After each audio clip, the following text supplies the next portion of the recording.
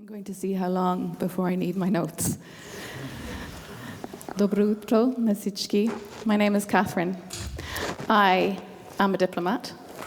I am a mother of 3 boys. Ja sam studentka po bulgarski jezik. I'm a Star Trek fan, and I'm a feminist. I wasn't always a feminist. I spent the first 30 years of my life thinking feminism had done great things, but there was no need for it anymore. I grew up in a middle-class family in Ireland with 3 brothers, and I never once thought or was made to feel like I didn't have the same opportunities as them, that I couldn't do exactly what I wanted with my life. And so I became a diplomat, a career that was traditionally dominated by men, but no more, thanks to feminism. May she rest in peace. The first time a boss asked me to make the coffee, when there were lots of more junior men around me, I didn't think much of it. The 7th or 8th time, I noticed a little bit of a pattern. When an older male colleague started commenting on my legs, I started wearing longer skirts. Sometimes when I was on the train on the way into work, a man would sit beside me so close that his arms and legs would be pressed up against mine, even though there was lots of space on the other side of the bench. And I would be frozen, and I would still think, maybe I'm imagining it. Quite often when I was younger, men would present themselves in front of me, in bars, in cafes, on the street, and demand my conversation, demand my time, demand my smile. And when I said no, they called me a bitch. And I still thought, well, maybe I am, and maybe I should have been more polite. One day, when I was on posting in Singapore, an Irish woman, came in to see me. She was educated, she was smart, but when her children were born, she had given up her career and followed her husband's career in finance. When he started emotionally abusing her and cheating on her, she wanted to leave him and take her children back to Ireland. But he'd taken the passports, and she had no independent income, so even if she could get them back to Ireland, she couldn't support them. So she went back to him. And over the years, I saw this very same scenario play out again and again in different forms. And every time it hurt my heart. But I didn't even then think that feminism was the answer. I just resolved that when I had children, I wouldn't give up my career, because I was that stupid. I did not know then that to keep my career, I would be expected to work like I didn't have kids and to parent like I didn't have a job. When I was pregnant with my first son, I remember leaning against a wall in a crumbling Irish maternity hospital, waiting for hours to see a doctor. And I noticed that this hospital looked nothing like the shiny, modern hospital that I went to when I was having my appendix out. Because I did not know then that health systems are designed for men.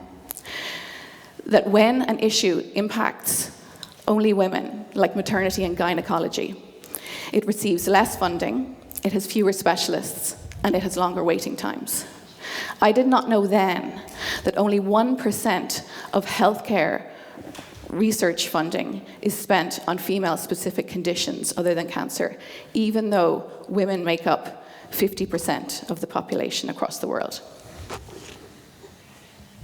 I might be at this point when I need my speech. No, not yet.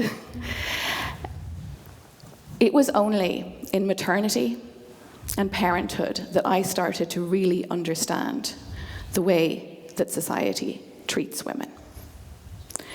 And when my baby was born, I wanted to breastfeed because people told me that it was the most natural and it was the best thing for him. But they forgot to tell me that I wasn't allowed to do it in public because that made people uncomfortable, because it was shameful and it was exhibitionist.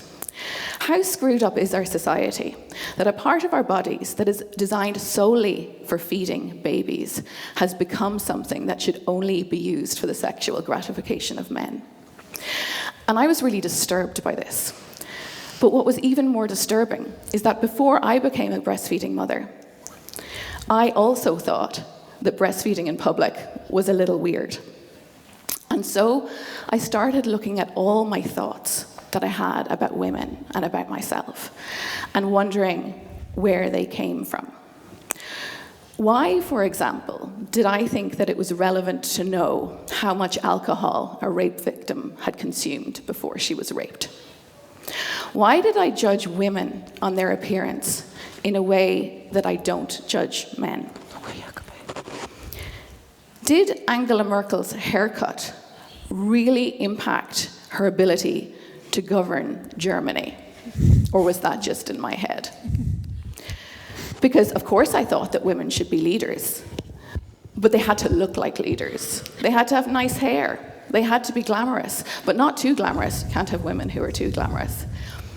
And I realized that I'd never thought about the hair of male leaders, or indeed whether they had any hair at all. And that's when I realized that I am a misogynist, that I need feminism because I'm the problem. So for me, feminism began when I started looking at all the beliefs that I held and their foundation. In this society, to embrace aging is an act of radical feminism, because we have spent our whole lives believing that our worth and our value is tied to youth. In our society, to not judge women on the way that they look is an act of radical feminism. It is an act of radical feminism to expect fathers to take the same responsibility for the childcare in housework in families where both parents work. And when you start looking at your beliefs about women, then the next step on the journey is you start looking about your beliefs about other types of people. And we are so caught up in our own lies that Roma people are lazy and don't want to work, that gay people don't have the same morality as us and don't have the same hopes and dreams to get married and have a family, that migrant men are a threat to our society and that are stealing our jobs. Feminism, contrary to what some people say, is not about hating men. It's about hating a system that makes you believe that some people have more intrinsic value than others. And that's not just a woman issue. That's a human issue. As a feminist, I'm proud to work for Ireland.